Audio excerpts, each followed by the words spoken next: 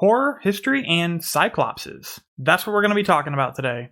How's it going, everyone? And welcome back to the channel. This is my first ever TBR. It's the February 2023 TBR.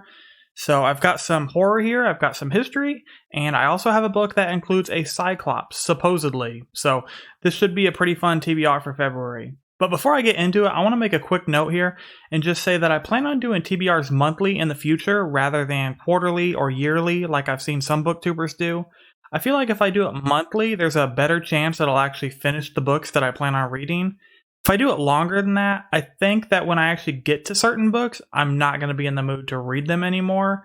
And if I say I'm going to read a book on here, I want the audience, you guys, to actually be able to expect that I'm going to read it and put a review out about it. I don't want to get to a book and then be like, yeah, I know I wanted to read this like a month and a half ago or 2 months ago, but I'm just like not feeling it right now. That's not going to be fun. And I don't want to, get someone's expectations up that I'm going to put a review out, I'm going to talk about it, and then it never happens. So with that being said, just expect that every month, probably a few days before the end of the month, I'll put out a TBR and you'll see what I'm planning on reading that month. So the first book I have here is one that you have probably heard about because it is all over BookTube right now and it just got released. It is How to Sell a Haunted House by Grady Hendrix. And I'm going to read the synopsis of each of these books, so let's find out what this book's about. When Louise finds out that her parents have died, she dreads going home. She doesn't want to leave her daughter with her ex and fly to Charleston. She doesn't want to deal with her family home, stuffed to the rafters with the remnants of her father's academic career and her mother's lifelong obsession with puppets and dolls. She doesn't want to learn how to live without the two people who knew and loved her best in the world. Most of all, she doesn't want to deal with her brother, Mark, who never left their hometown, gets fired from one job after another, and resents her success. Unfortunately, she'll need his help to get the house ready for sale, because it'll take more than some new paint on the walls and clearing out a lifetime of memories to get this place on the market. But some houses don't want to be sold, and Louise and Mark's home has other plans for both of them. So I think it's pretty obvious what we have here is a stereotypical haunted house book, and I'm not complaining about that at all. I love stereotypical plot points. Not all the time, of course. There's another book coming up here which is far out there as far as the plot goes. So that'll be a pretty interesting read. But occasionally, I don't mind, the classic haunted house story. Those are always fun to read.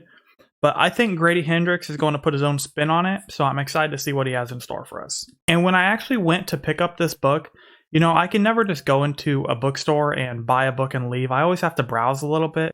So I'm at the horror section just browsing and I'm seeing lots of books that are on my TBR.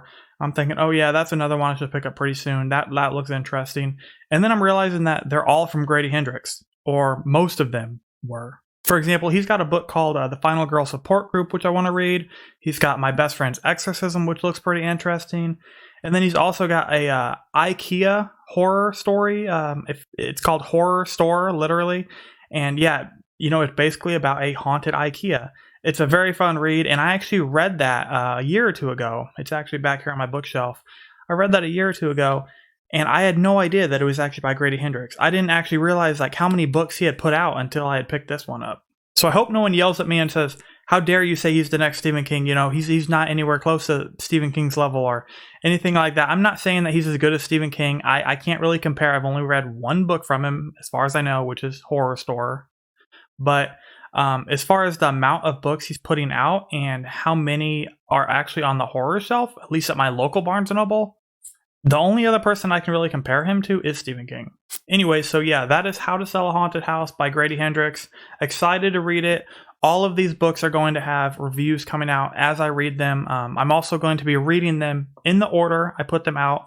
So be expecting a review for this one coming out in probably about a week or two. So the next book I have here is also a pretty popular one on BookTube because it also just got released.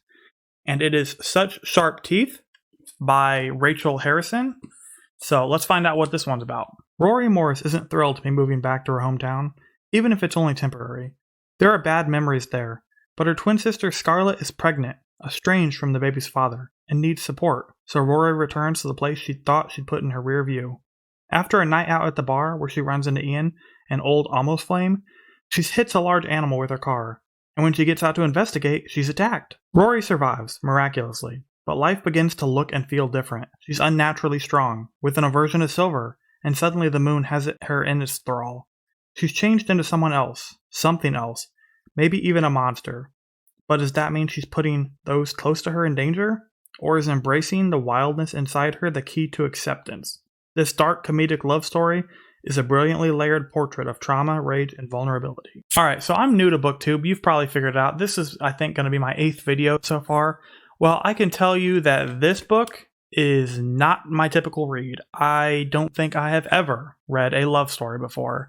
I'm not sure if this counts as YA. I didn't find it in the YA section. It was actually at the big front of the Barnes & Noble where all the new releases are, so I don't actually know if it's YA or not.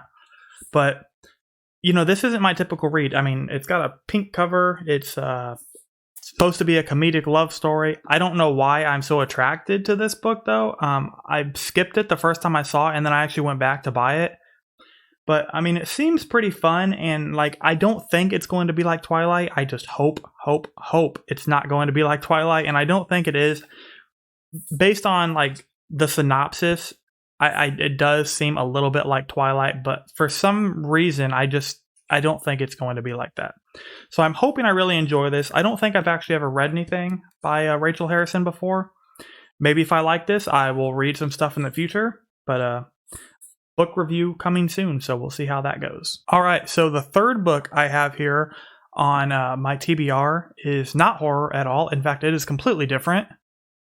It is A Gentleman in Moscow by Amor Towles. Hopefully I'm pronouncing his name correctly. If I apologize to the author if I pronounced that completely wrong. But this is a historical fiction novel, and you know, I'm pretty familiar with historical fiction. I've read other historical fiction. I also like nonfiction history books, things like that. But I chose to read this because I feel like it's going to break it up. The next book I'm about to talk about is also horror in the horror realm. So I chose this so the whole month wasn't horror.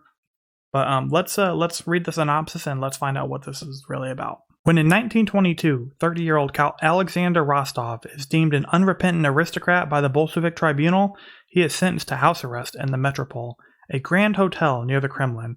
An indomitable man of erudition and wit, Rostov must now live in an attic room as some of the most tumultuous decades in Russian history unfold.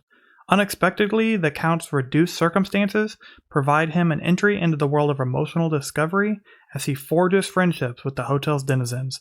But when fate puts the life of a young girl in his hands, he must draw on all his ingenuity to protect the future she deserves. Hailed for its humor, intrigue, beautifully rendered scenes, this singular novel casts a spell as it relates to the Count's endeavor to become a man of purpose. So yeah, if you are anything like me, then you are probably wondering what the book is about, even after reading the synopsis. I certainly did not know what it was about. It sounds like it's about a guy who has to try and save a young girl. He's on house arrest in a hotel, and Russia is going through a crazy political situation, you know, several decades worth of it, I guess. I didn't actually want to pick this book up immediately. Like I said, I read the synopsis a couple times and didn't really understand it. You know, it's pretty vague, so I don't really know exactly what it's about. But I picked it up because I saw so many booktubers and reviewers talking about it, and they just seemed like it was an amazing book and really beautifully written. And, you know, I guess there's some humor in here, so it should be a fun read. I'm hoping I enjoy it. I'm not sure what else he has put out, but if I like this, then, you know, maybe I'll pick up some more stuff by him. And finally, let's talk about the fourth book and the final book I plan on reading in February, which is Cyclopes Road by Jeff Strand. And if you saw my last book review, The Haunted Forest Tour, then you know who Jeff Strand is. That book was written by Jeff Strand and a co-author, James A. Moore. But I absolutely loved that book. I thought it was very well written. It was an interesting story. Jeff Strand's kind of known for the B-movie horror type books. So let me go ahead and explain what this book's about. Evan Porton is at a sad, scary place in his life. While taking a long walk to compose himself and figure out where to go from here, he encounters a young woman being mugged in a park. When he tries to intervene, he discovers that she doesn't need his help at all. Her name is Harriet. She is very, very good at defending herself. Everything she owns is in a large backpack. She's never seen a cell phone. She's never been in a car. She's never really ventured into the outside world. And she says she's traveling across the country to slay a Cyclops. She's crazy, right? Evan is not in the habit of hanging out with delusional women he's just met. On the other hand, it can't hurt to offer her a ride out of town, and maybe this insane journey is exactly what he needs. Well, if there has ever been a unique story, I would have to say this is it. Now, yeah, you could kind of compare it to the Odyssey because that also has a Cyclops in it, but this is maybe a modern retelling. Who knows? Maybe Jeff Strand got the inspiration from the Odyssey. I'm not really sure if this is going to be exactly horror. I'm sure there's going to be some comedic elements in it, but I can't tell yet if it's going to be like a cross-country road trip type of a book where, friendship, bonding, things like that, or if it's actually going to be more about the supernatural and, killing the Cyclops and all that. But regardless, I have faith in Jeff Strand that he put together a good novel. This is a very interesting plot. I would never have been able to think about something like this. So I really can't wait to read this, and a review will be coming soon for this as well as the rest of the books. So that's all I have for you guys. Those are the 4 books I plan on reading in February. If I finish them early, yes, I will add some more stuff to my TBR. I'm 99% sure I will be able to finish them all in February. So expect reviews as the month goes on. I'll read them in the same order that I have here. So keep an eye out. Subscribe to the channel if you haven't subscribed yet and you want to see these reviews and more content. Also, if you enjoyed this video, please like it, and I would love to know what's on your February TBR, so please leave a comment below as well. Thank you everyone for watching, and I will see you in the next video.